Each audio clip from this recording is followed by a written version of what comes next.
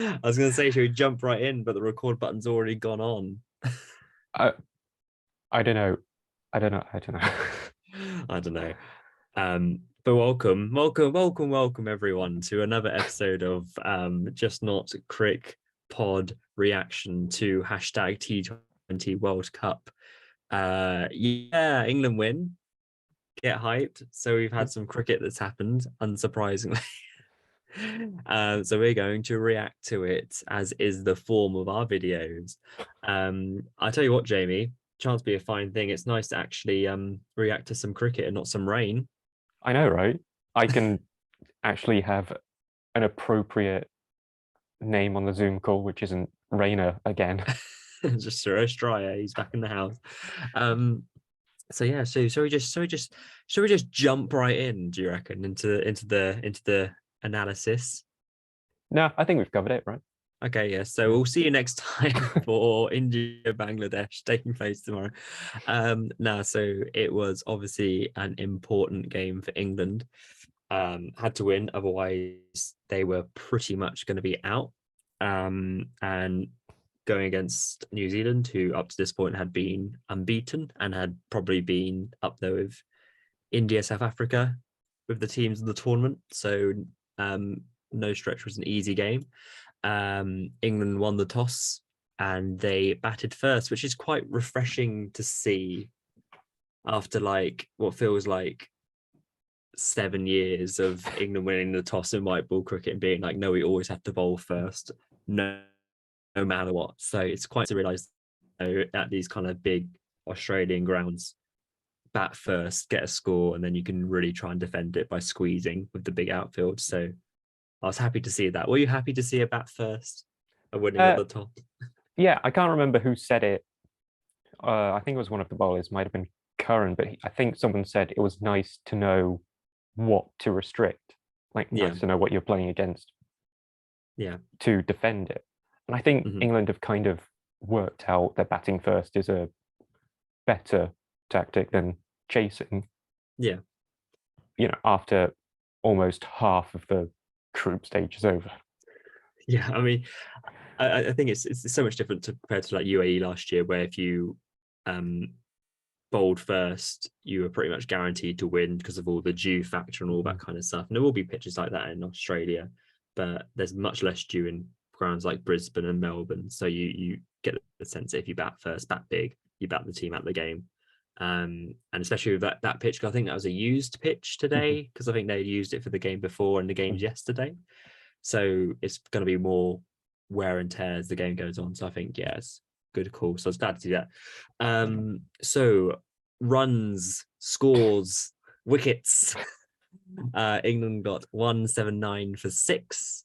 It was kind of an innings of like 3 or 4 parts. So England, I felt, started really well. Buttler and Hales put on a good power play, which is quite unheard of for this tournament, which has been quite tricky for openers. So they put on about 70 odd. You come here for all the guaranteed stats, 70 odd. I'm gonna say. And then they lost Hales, and they kind of stuttered a little bit. Like Livingston came and hit around, but I think we'll get to that in a second. But I think it was quite nice to see 2 openers in this tournament, especially for England, but to have a nice kind of settled opening partnership and to show you can score runs in the power play, would you say? Yeah, it probably has happened since then. The only time I can remember it happening in this World Cup so far is Conway, Finn Allen against Australia when they got 200 odd. Yeah. The very first game of this part of the tournament. Yeah. And it was nice to see England be a bit more flexible with their order as well. Oh, definitely. Yeah, like, I'd agree. Bringing in Mo at 3 was a good choice at that time. And then to bring up Livingston, I think they've adapted well to conditions, pitches, general tactics so far. Yeah, and especially after that Ireland game as well, like we said, that it was just a real kind of lack of a game awareness and situation. Whilst today it felt like, yeah, you've got to send in, especially like a left-hander like Mo, to send in, mix it up, but a left-hander who's really going to take the game on, and then someone like Livingston. So I think that was really good kind of game awareness. So I was happy to see that. So first of all, because we'll talk about Buttler in a sec, but Hales 52 of 40. For the most part of the beginning, he was the main kind of striker. Buttler really didn't get away in the first, I'm going to say 4 or 5 overs. It was all kind of Hales and all on kind of Hales' shoulders to get scoring. There's been a lot of chat about both Buttler and Hales' form going into this game, but I feel like these are the two, if I'm honest, which are going to see you through. I mean, Salt will absolutely come along and I think make good headway in T20 cricket, but I think especially in these Australian pitches with the form and experience that they have, when you've not got Bairstow or Roy in form, I think these are the two that they're going to go with, and I think they kind of showed that today. Yeah, I think they played off each other really well. I think it's evident pretty early on that Hales was going to try and get as many runs as quickly as possible, and that let Jos just feel his way in to his own innings, which meant when Hales got out, Jos could then kick on and have a bit of a smash around while letting the new batsman come in and get settled. Unless you're Liam Livingstone and just smash one at like 95 meters. Oh yeah, naturally. Well, that's the good thing about Buttler billing. We'll talk about Butler's innings because it was his 100th T20 today. Must-win game. Obviously, got a 50 in the game. It's kind of one of those games where everything just feels scripted, and you feel like this is all going to go your way because it's such a big milestone of the day. But it's one of those things where he's kind of the anchor role, but at the same time, he is striking at 150, and he is keeping the innings going along. And you can have all these tiny little cameos because it was only Hales and Livingston who got into double figures, but you got a 6 from Brook, a 6 from Curran, kind of just little kind of knocks here and there just to kind of keep the momentum going. But you always felt England was still going, even though they didn't necessarily have everyone contribute. And that's the kind of player that Buttler can be, especially in this team and at the top of the order. But no, I thought he played really well and really kind of grew into the innings as he went along. And like you said, kind of fed off Hales a bit after Hales had got away, then he could take a few risks himself. But yeah, some of the scoops and stuff he plays, like you take them for granted because it's Buttler. But you got Lockie Ferguson, for example, who bowls like 90 miles an hour at least, and Butler's scooping him as it's just like a forward defense. It's just like you forget sometimes how much of a like cricket freak Buttler is because he does it so naturally. Do you know what I mean? Yeah. Like you just feel like, of course he's scooped that for 6. It's okay, sure. Like it's just like a leave. Oh, what a leave that is! Like, imagine having a leave go for 6. Brilliant. But no, yeah, I thought he played really well. He did really good. So yeah, and then it went into the kind of the innings of the two parts because you lost Hales and before we move on, because Buttler became the highest run scorer for England in T20. Oh yeah, of course, that's well. a stat I missed. Yeah, that was another bit of the script. Yeah. And I think by quite a number of innings difference as well. I can't remember what it was. I think it's by like 15 or 20 fewer than Morgan. Yeah, let's say 20. Let's round it up. But yeah, I think it is. Yeah, because it's obviously took over Morgan, and he, I think third is Hales. I think Hales has got some way to go. I don't know whether he'll play as many games to lead up to that, but it's quite good for an England perspective to still have 2 of your top 3 leading run scorers in T20 opening your batting in this tournament. I think that's pretty solid. You'll take that stat, but yeah, you'd expect him to really go on and push on, especially without Test cricket in all forms of the game. You'd imagine him to really kick on. But yeah, good stat I'd forgotten. Well reminded. So yeah, England teetered a little bit. I think New Zealand spinners bowled really well. Santner and Sodhi. A lot was said that maybe England would target them. But they really kind of kept a screw on things. Like it was all New Zealand paces have been built up so much in this tournament, like Bolt and Salvi, they've all bowled really well throughout, but all of them going over 10s, 11s in this game. But then it was seeing Santner and Sodhi come through, both 2 very experienced spinners, definitely out-bowled England spinners. They did really well on that kind of pitch. So it kind of faltered a bit. And then, like I said, you've got the kind of tiny cameos coming in of people just trying to whack it.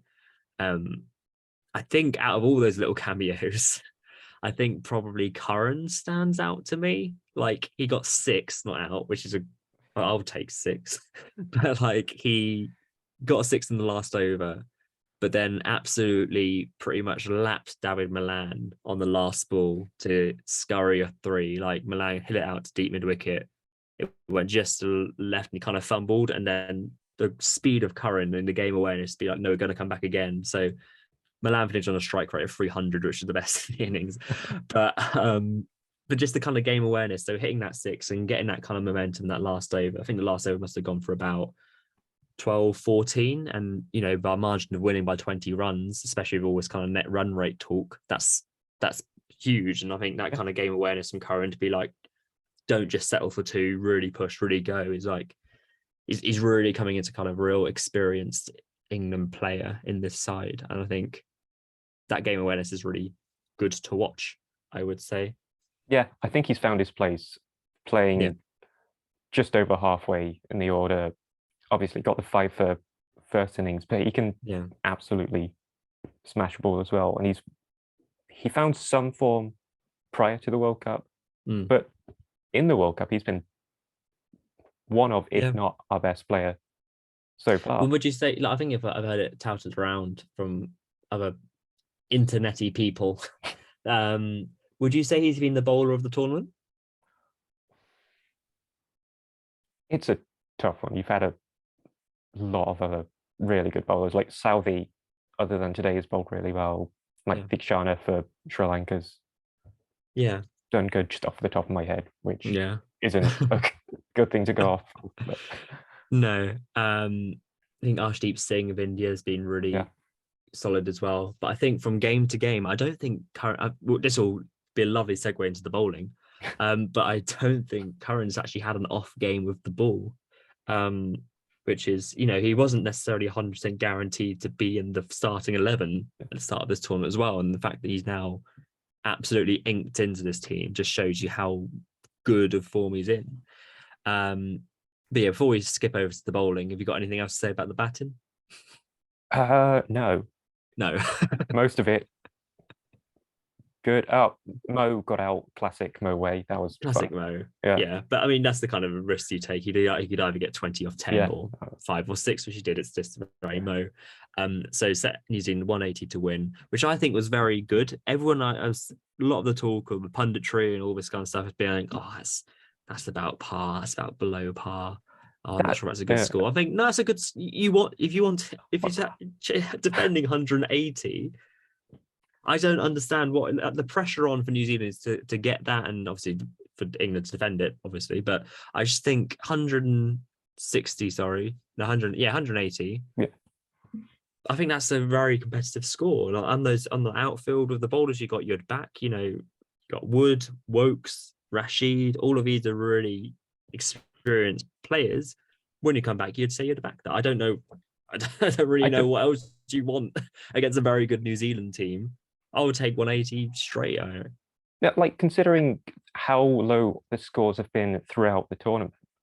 Like I looked through all of the scores previously just to check like what an average would have been without like doing maths or anything. Yeah. But there's only been 3 scores higher than 179 so far. Like Australia, and I would say this is probably against the best opposition. Yeah. As well, like Australia got 179 against Ireland, South Africa got 205 against Bangladesh. Like if you get 200 plus against any opposition, then that's fair play. Like India got 179 against Netherlands, 160 against Pakistan, who got 159. As well. I'd say that's just above par, a 160. I think so. Score. Yeah. Like New Zealand got 200 against Australia first game. So you can probably say that's the best batting performance so far. I think like you can make a good case for England's score today to be the best or like top 3 I think, so far because of the opposition we've been playing against, like Southee, Bolt, Sodhi, Santner, Lockie Ferguson. They're proper bowlers. They aren't. I know, agree, especially since hardly anyone on this pitch really got in other than, say, obviously Buttler, Hales, and Glenn Phillips.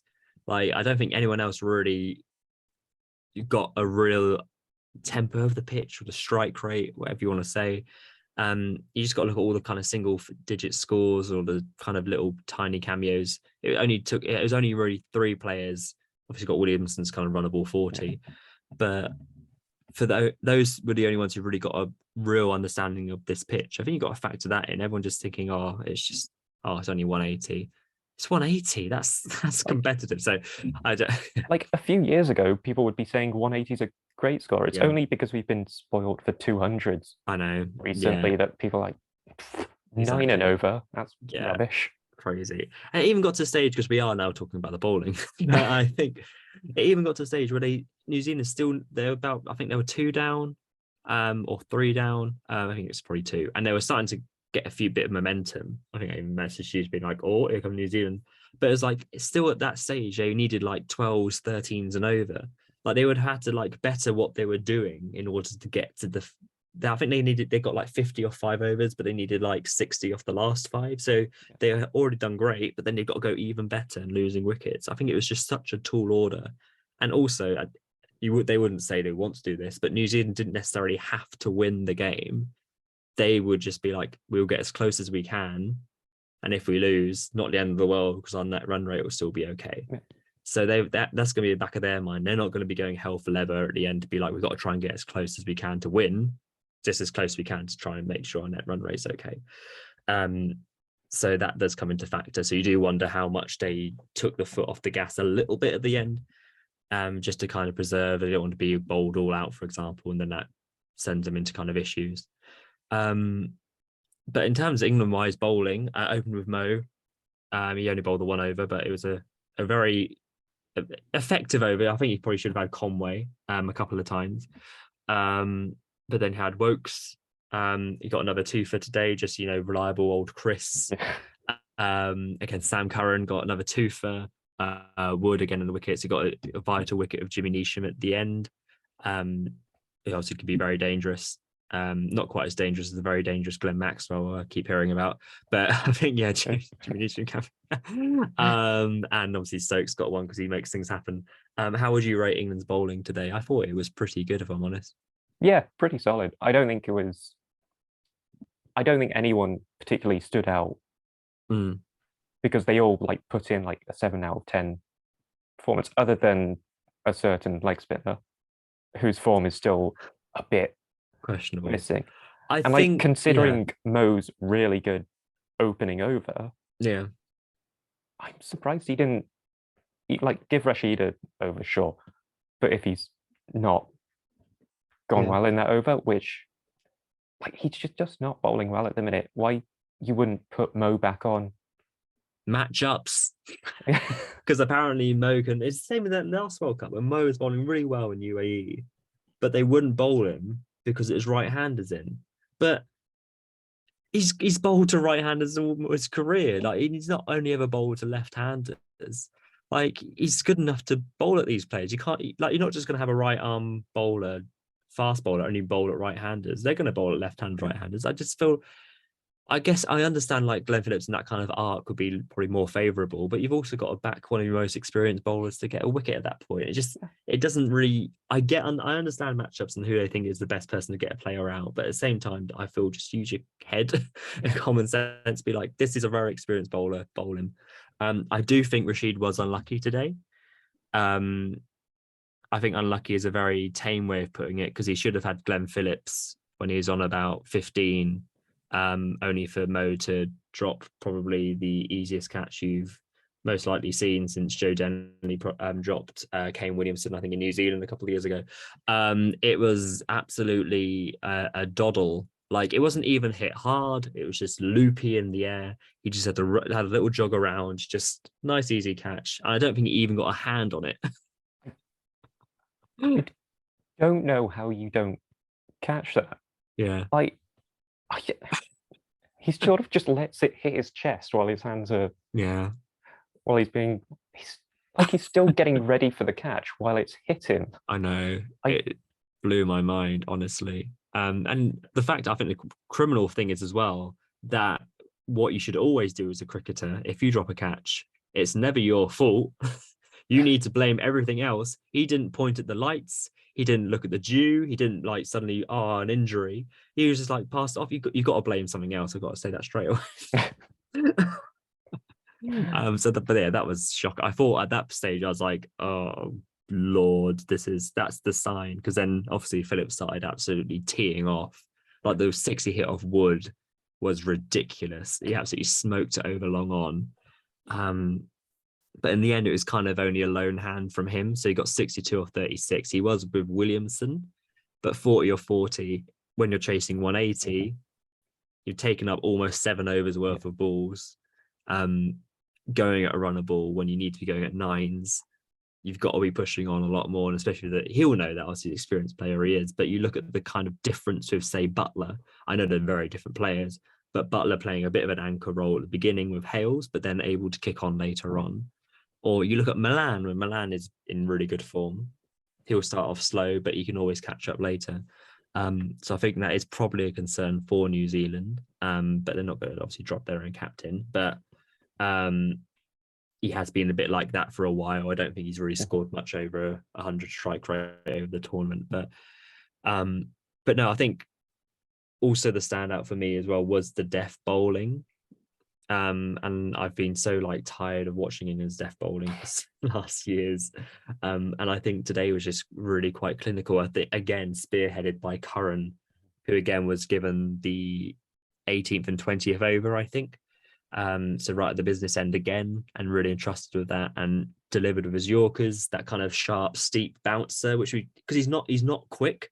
He's about He's not that tall either. No, he's about 80 miles an hour, but then the bounce really comes through high and throughout the tournament we've seen he puts a lot of batters under pressure. And yeah, I think he's done really, really well. Again, 2 for 26 is just in this kind of performance, this kind of game, that's invaluable. But overall, out of the bowlers, the only bowler who went over 10s was Stokes, and he bowled one over, 1 for 10, but he got that crucial wicket to break up the partnership. I know it was Williamson, but you then bring in a new batter, suddenly everything's all starting afresh. But yeah, I think as a unit, I know we bowl well against Afghanistan, but I think as a unit that in such a pressure game, I think having them all come together like that and bowling in these partnerships was some of the best I've seen for a while, I'm going to say. Yeah, it was really good. It felt like a proper team performance, bowling, fielding. I think Wokes' cutters, he was bowling a lot more of those today, and they were really useful. Yeah, definitely. Especially to go in tandem with Wood's absolute rockets, and then Curran's varieties, and just general not getting scored off of. Yeah. They just work really well together as a group at the minute. Yeah, definitely. And it's a good, especially when they've lost some like Topley, but I think it's such a good variety in the attack. So I think they used 7 bowlers today, whilst obviously New Zealand have to rely on their 5. You can get given over for Stokes or Mo or Livingston. And I think Livingston actually bowled really well as well. I think he's unlucky not to get a couple of wickets. There was one real kind of genuine edge I think he got from either Williamson or Phillips that would have been such a regulation first slip catch. He just bowled like he was a frontline leg spinner. So I think having that variety in that attack is just, again, invaluable. So yeah, great to see. And I think it's something that will really be a kind of ace card going forward should they go through. But yeah, big up. I thought that was top effort. It did get a bit squeaky bum time. I think around 12, 13 overs. But yeah, a solid A tier performance. Anything else for the bowling from yourself? I don't think so. It was just really good. It did get a bit squeaky, but never to the point that I felt New Zealand were favourites. No, I think even that, because Kane was going at one a ball. Yeah, it didn't feel overly threatening. Yeah, so that when you can bring on your wicket taker when you need a wicket bowler, Stokes. Yeah. It just breaks that partnership, and it feels like they've all got a job in the team as well. You got a role, yeah. Either open the bowling with Stokes or Mo today. You go to Stokes if you need a wicket. You go to Wood if you feel like you need some pace. You go to Curran if you need to squeeze the runs a bit, and just save him for the death overs, which is great. Like, yeah. No, yeah, I agree, and I think it always got a bit blurred when you had someone like Chris Jordan in the side. I think Chris Jordan's done a great job in the past, but like I think he's still in the side. He played a fair bit today. Oh yeah, he's the greatest subfielder I've ever seen. 2 great catches. But he was always like, touted to be like, you're gonna be the death bowler even when he's out of form. And it's like you're always relying on him to finish off the innings when he's not necessarily the best pick of the day. And it's like with this, you could go to Curran or you can go to Wood, you can go to Stokes. I think they obviously like Curran at the death, but I think they have options to mix up should they need to on the day. And I think that's it's more important to be adaptable rather than to be like, here's our set plan, like against Ireland. So again, with the flexible batting order, I think it's good to be flexible with the bowling as well. And like you say, with Mo opening today, or you could have Stokes or whatever. And I think that's a sign of a good team where you can give it to another player. I think Rashid also bowled like the 3rd over today or something ridiculous. So seeing those different kind of like opportunities. And I think it's also Buttler just kind of like getting his head around the team as well, finding out what works, experimenting a bit, moving it into his own team territory rather than Morgan's, which I think is important. I think he is growing into the captaincy role as well. It always makes me, I forget so much like how softly spoken he is, like because you used to watch like how like explosive player, and then suddenly his post-match press conference is like, oh yeah, we played really well, and I think I'm really happy with the boys, and they did really good. And it's like it's quite endearing. It's just quite nice. But yeah, no, GGs. So Jamie, what does that mean for the rest of this group? It means England are going to smash it and win the World Cup. Or does it? I mean, they have to win their last game against Sri Lanka, I suppose. But yeah. But I feel like if there's ever a bogey side against England, it's always going to be Sri Lanka or friggin' Ireland. And we've already had Ireland, so like I can feel like we probably have Sri Lanka as well. I just think like on our day, we just feel like, oh, I don't want to play spin today. And then suddenly we can't play spin and we lose like 4 for 10.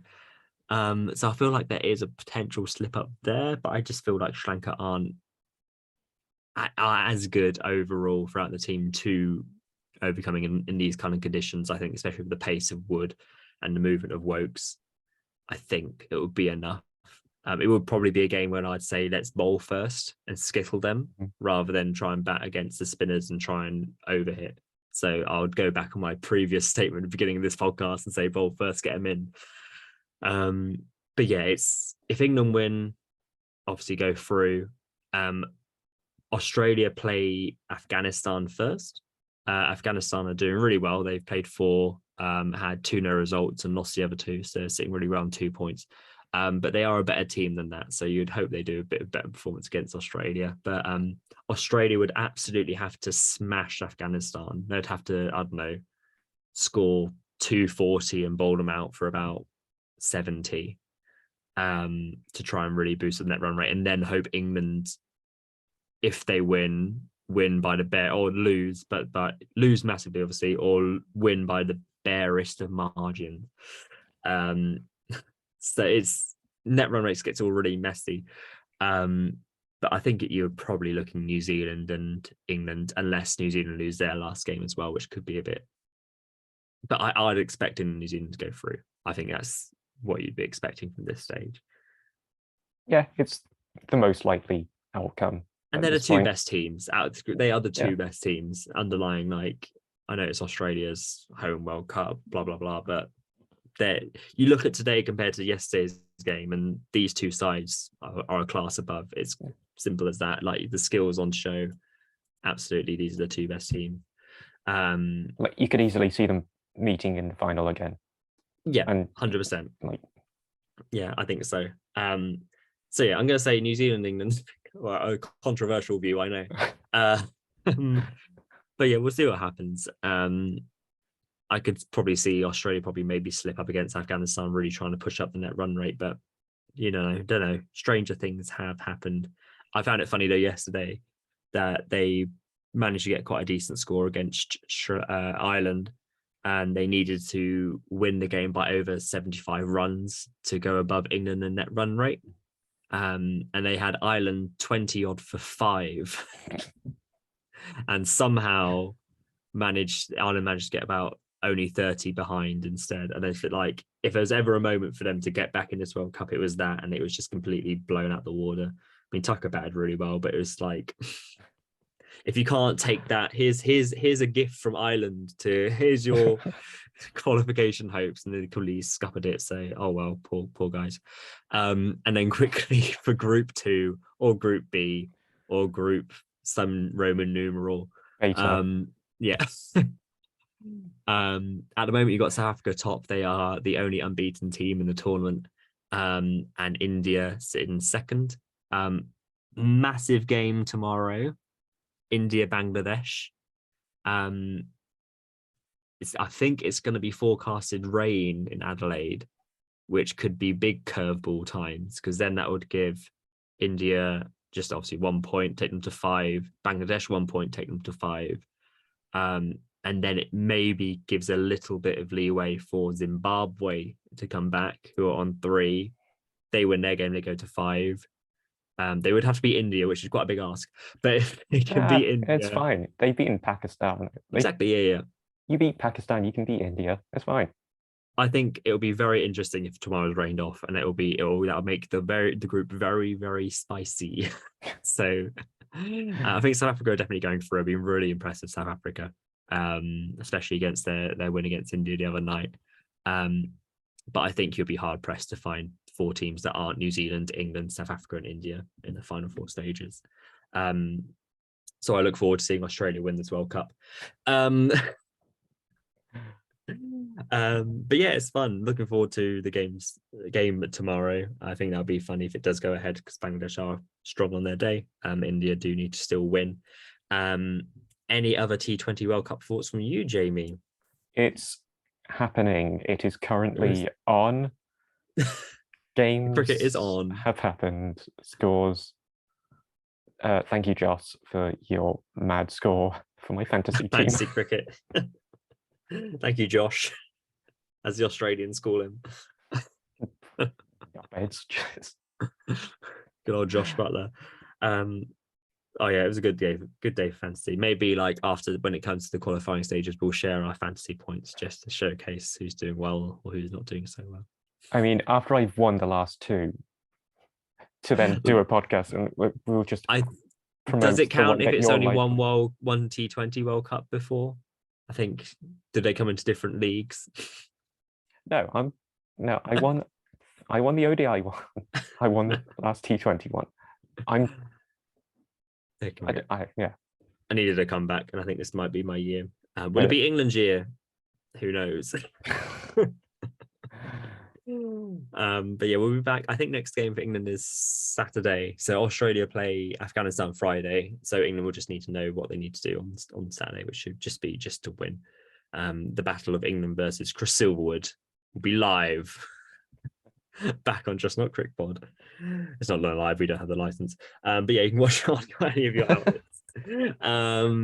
But yeah, we'll see you then. Thanks for watching.